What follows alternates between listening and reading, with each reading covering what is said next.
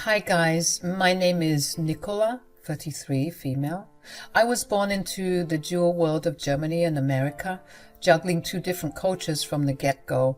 My mom, being German, meant I spent more time in Deutschland since my parents decided they were better off apart.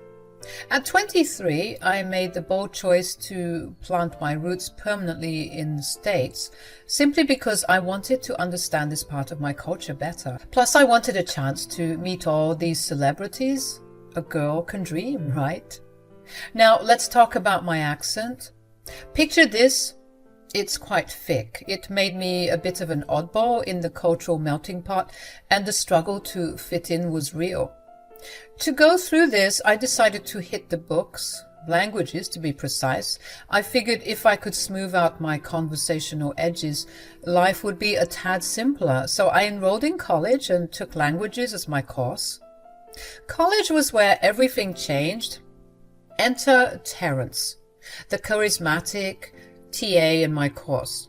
Sure, there were some flirtations here and there, but we knew better than to tread on the forbidden ground of student-teacher entanglements. We, mainly me, went for the mature route, see other people and keep things kosher. Let's just say the heart wanted what it wanted. As soon as I tossed my graduation cap into the air, I was 26 at the time, a text from Terence pinged on my phone. It was one of those heartfelt messages where he spilled his guts out, confessing he'd never met anyone like me and wanted to see if there was more to us. He was begging me to give him a chance. My smitten heart skipped a beat. An American guy wanted me for me, and it felt like the universe was cutting me some slack for a change. After dating for 2 years, Terence threw me a curveball by popping the question. It was like time just paused and I was hit with this wave of joy. He showed me what it meant to really live and be alive. Terence wasn't just my boyfriend, he was my everything. Our wedding day is stuck in my head like a favorite song. I can still hear his promises to be my anchor and the sunshine in my life. I was all in, ready to face life's ups and downs with this amazing man. I stood there looking into Terence's eyes as he began to speak his vows. He certainly had a way with words. I mean, go figure, right? He did teach languages. Nicola, from the moment our paths crossed, my life has been a beautiful symphony. Your laughter is the melody that dances through my days, and your love is the harmonious tune that serenades my heart. My eyes welled up with tears, and I knew at that moment that I was making the right choice. I promised to cherish every sunrise and sunset with you, to be the anchor in your storms, and the sunlight in your brightest days. With you, I found my home, my partner, and my best friend. Today, I vow to stand by your side through all the chapters of our extraordinary adventure. Nicola, you are my greatest adventure, my confidant, and my forever. I promise to love you, honor you, and cherish you for all the days of our lives. I swear, from the corner of my eye, I could see all the women swooning. He was just so charming and so amazing. I often found myself asking, what's the catch? Well, soon enough I found out exactly what the catch was. We were married for around a year when I started picking up on some red flags. Maybe we were just getting tired of each other, or maybe I finally took off those rose-tinted glasses. Whatever it was, we started getting on each other's nerves. I was frustrated because he was never around. Always off on those supposed business trips that just didn't add up. I mean, how can a regular guy have 3 out-of-town business trips in the same week? Hey, Terence, can we talk? What's up? I've been feeling like we're kind of drifting apart lately. Oh, this is just great. You know how my work goes. Being a TA is a tiring job. I've been swamped with work, Nicola. Can't you understand that? It's not like I'm off having a blast. I get it, Terence, but we're married and it feels like you're avoiding me. I just want us to be on the same page. I want you to know that I'm hurt by this. You're always pressuring me, Nicola. Can't you see I'm trying my best here? I'm not trying to pressure you. I just want us to figure this out together. I miss us, Terence. Well, maybe if you backed off a bit, I wouldn't feel so suffocated. I've got things to handle, and your constant nagging isn't helping. This is important to me, Terence. I thought it would be important to you too. Yeah? Well, maybe you're expecting too much. I've got to go. We'll talk later or whatever. I almost couldn't believe that the man who sounded like Shakespeare at my wedding was speaking to me like this now. It was fishy. And yes, before you badger me, I had my suspicions. Of course, I thought, is he cheating on me? I didn't want to accept it at first, but my Mutter didn't raise a punk, so I decided to get down and dirty and begin my sleuthing work. I honestly deserve a medal for all the work I did. I snooped around his phone, emails, even bank statements, but there was nothing. No evidence to back up my suspicions. I felt like I was going crazy. I was so puzzled. Where on earth was he going, if not off to cheat on me? I decided that if I wanted real answers, I had to ask the source. Sneakily, of course. I decided to play it smart, you know. I didn't want him to catch on to my little investigation, so I started asking casual questions about his trip. Just dropping them into our everyday conversations like it was no big deal. But every time I asked, he had some slick excuse. Oh, just a last-minute meeting. Sorry, babe. Or, there are some rich people from Dubai who want my teaching services, and they're a tough crowd to please, so I gotta build rapport and get on their good side. You know how it goes. It all sounded fishy, but without hard proof, I couldn't exactly call him out. I knew it would blow up into a big thing. It reached a point where I started to doubt myself. Maybe I was being paranoid or reading too much into things. But deep down, my gut feeling told me something was off. I couldn't shake that nagging suspicion that he was up to something shady. Another year passed and Terence's distance grew even more noticeable. It felt like I was closer to my girlfriends than to my husband, which just shouldn't be the case in a marriage. I always dreamed of marrying my partner in crime, my best friend, but with each passing month it felt more like I was married to a stranger. I eventually stopped complaining about him never being home. Instead, I decided to grab his attention by showing him what he was missing out on. Every time he left, I would post pictures of me looking cute, having fun and hanging out with my friends. He complained about it, texting me saying I wasn't giving him a good look and that I was being too rowdy. Whatever, man. He was making it seem like I was hoeing around when in reality, he just couldn't handle how good I was looking. But I didn't care. I was living my best life. Now, you all should know I did not and do not have children. And I never wanted to either. Terence knew about this, and it was one of the things we adamantly agreed on. So imagine my surprise when one day after his business trip, he came home and said we should have kids. I was like, hold up. Did you just teleport into an alternate reality or something? I was convinced there was a glitch in the Matrix. But no, he was dead serious. His reasoning? It's what couples do, babe. We build a family together. I thought I was gonna choke on my own spit. We had discussed this countless times, and now he was pulling 180 on me? What in the world was going on? I asked him if he was feeling okay, thinking maybe he hit his head during one of those business trips. But no, he insisted that he'd had a change of heart and wanted mini-me's running around the house. I wasn't having it. I told him straight up. We agreed on this, Terence.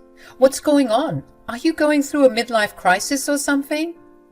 I know, but am I not allowed to change my mind? Of course. You can change your mind on your Panera order or something, but not when it comes to kids, Terence. I thought we were on the same page. How long have you been feeling this way? Honestly, since we were dating. What? Why didn't you say anything? Because I knew how you'd react. Well, would you prefer I kill you now or later, Terence? Oh, stop it, Nicola. I'm trying to have a serious conversation with you. So am I. This changes everything. No, it doesn't. Look, I've been thinking about it more and more, and, well, it seems like a pretty good solution for your boredom. Boredom? Terence, do you think I'm being complaining for the past 2 years because I was bored? I miss you. I miss the US. I'm not bored.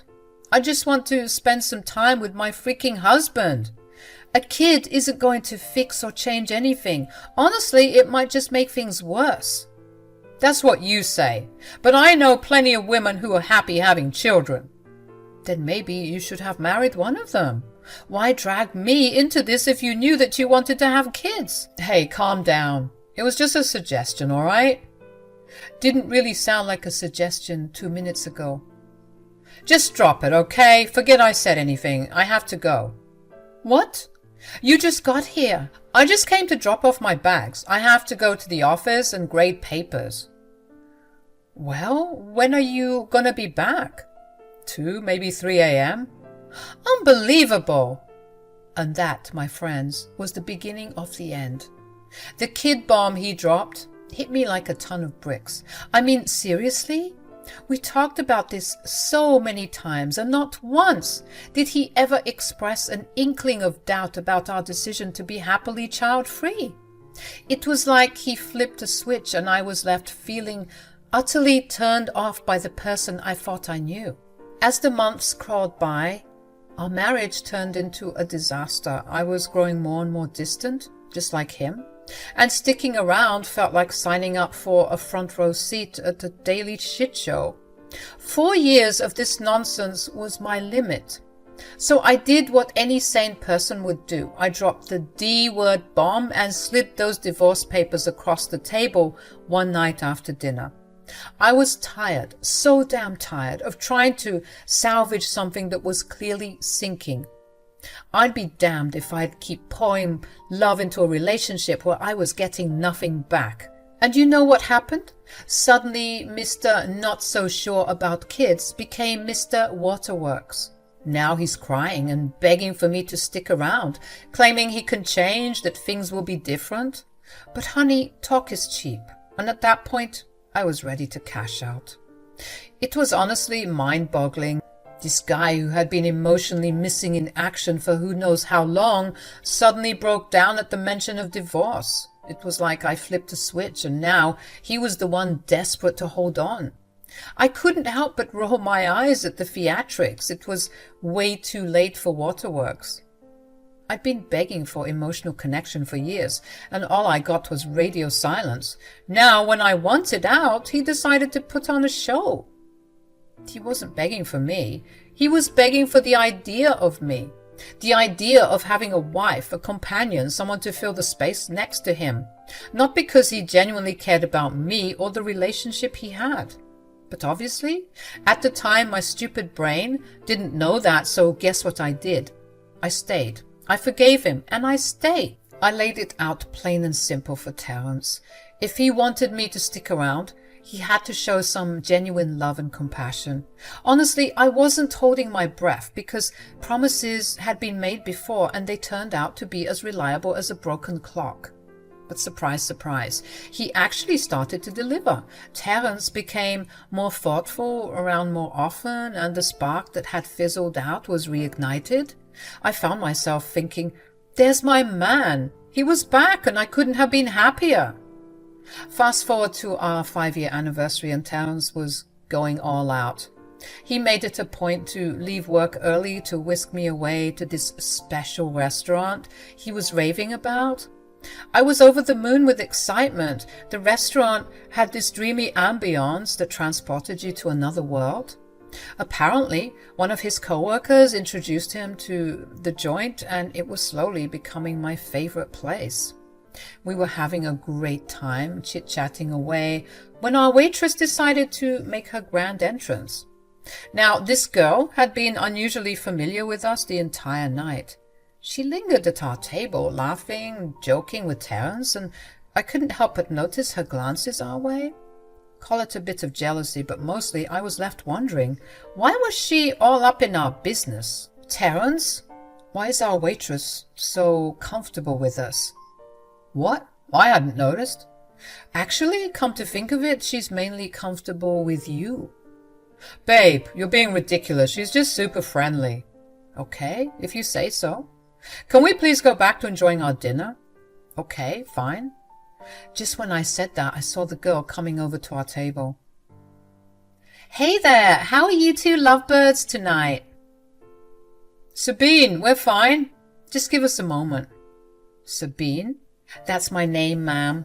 Terence? Sabine, thank you so much for tending our table, but I think we're all good here. How does she know your name? Oh, that's because I know his Sabine, I said we're fine. Thank you so much for everything. But I haven't even read the special dessert menu for you two. It's okay. We'll have the cheesecake. Actually, I'd like to hear about the dessert menu. Please, Sabine? My pleasure, ma'am. She went on to tell us what was on the menu, and I noticed that my husband looked like he was sweating through his shirt. And finally, we have the Malva pudding, which is to die for. Terence knows all about it. Right. That will be all, Sabine. Thanks once again for everything. You can go now. Right away, sir. And I hope I don't come off as too forward when I say this, but I'm really going to miss seeing you and your little tyke coming in on the weekends.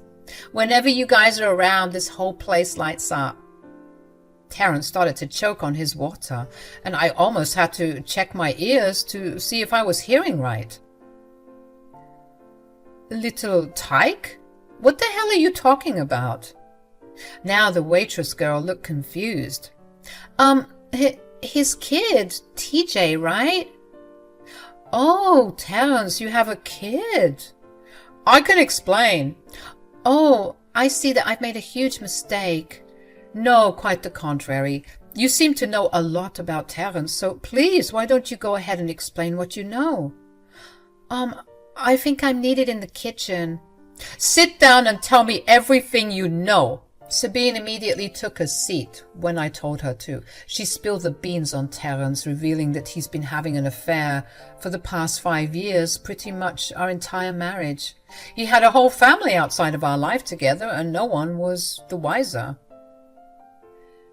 Her name is Shannon. She's my boss, sister. So they would normally come in on the weekends for dinner. Terence, on the other side of the table, was shaking. If it wasn't for the restaurant's ambient music and laid-back vibes, I swear I would have jumped across and wrung his neck with my cold, dead hands. Terence attempted to get Sabine to shut up, but I began speaking in German. I figured with a name like Sabine, she had some German roots. My assumption was correct, and she responded in German, spilling even more details. What the hell are you two saying? Sabine, stop it right now. I swear to you, I had no idea that he was cheating. He's never mentioned you or anything. How could he? He's a lying, dirty scumbag. I'm so sorry you had to find out this way. What else do you know? Turns out, almost every weekend for the past 5 years, Terence and his secret family, including a kid named TJ, would come to this restaurant. Little TJ apparently charmed everyone with his goofy antics. Sabine, genuinely oblivious to any issues, spilled everything she knew. She mentioned they were planning to move, hence her comment about missing them.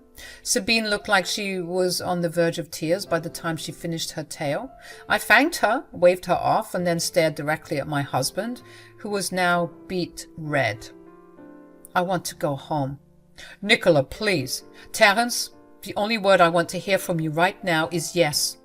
If I get anything other than that, I'm going to scream. Okay, calm down, okay? Let's go home and sort this out. The drive home was dead silent, of course. Terence tried to speak and explain himself, but I shut him an "if you dare" type of look, which quickly shut him up. When we got home, I bolted. I made my way to our bedroom, shut and locked the door behind me. Terence followed me, banging on the door and asking if we could talk, but I wasn't about to let him in. He probably thought that I wasn't gonna let him sleep in the bed that night. Well, he was in for something much worse. I can tell you that. I needed my revenge. It was like I was on autopilot. I wanted the rage I was feeling to come to life, so I started by taking all of his work, documents, including some important papers the college had lent him, with some documents dating back to the 1900s, and set them ablaze. Then I got to work on his clothes, burning them too. I found all of his collectibles. He used to collect anime cards. I think they're called Yu-Gi-Oh cards. and action figures and set those on fire as well. Basically anything and everything he held near and dear to his heart was gonna get a taste of the lighter I held in my hand. Terence began to smell the smoke and he started banging even harder, yelling for me to get out. I didn't want to suffocate, of course, so after a short while, when I made sure everything was getting nice and toasty, I opened the door. He was shocked to find the room turning into a scene from hell, and he started yelling at me. "What the hell, Nicola? Are you insane?" "Maybe. Look, I get it. You're mad, but burning my things? Was that really necessary? How the hell am I going to explain this?" "You could tell your boss the truth. Tell him that the reason you don't have his documents is because you double-crossed your wife." "You burned my documents too? What the hell?" He tried to run inside, but now the flames were a little too fierce. He started cursing and punching the wall. "I could sue you for this." "You could, but you won't." "Oh yeah? Tell me a good reason why I wouldn't." "Because if you do, I'm going to expose your little affair." "Newsflash, sweetheart. Having an affair isn't illegal. Destroying someone's property is." "You're right. But how would you feel knowing that little TJ would have a sorry excuse for a father? Think about it, Terence. You'll be a pariah. A broke, sad, miserable pariah. Your son will grow up hating you because of what you pushed me to do." "Nicola, you're crazy." "Yeah, and you're an asshat." "Just wait till I call the cops on you." "Do it." "I dare you." Your house is on the verge of burning down as we speak, and you're worried about me? You've got the wrong priorities, my friend. You're lucky I didn't do much worse. I could have waited for you to fall asleep and set you on fire instead, but I don't believe children should grow up without their fathers, so this was the next best thing. You're a monster. You made me this way. All those years of fighting for us, and you were out there whoring around. What happened to those beautiful vows, huh? What happened to keeping your promises? You lied to me, and you expect me to be calm about it? I'm sorry, Nicola. Please don't do this. I'll call the fire department and tell them it was my fault. We can fix this. I'm done. Call the department if you want to. You can even put the blame on me. But just know that if you do, I'll ruin your life. You already have. I'm going to be jobless after tonight. Oh, boo-hoo. I feel so bad for you. You made my life miserable, and for what?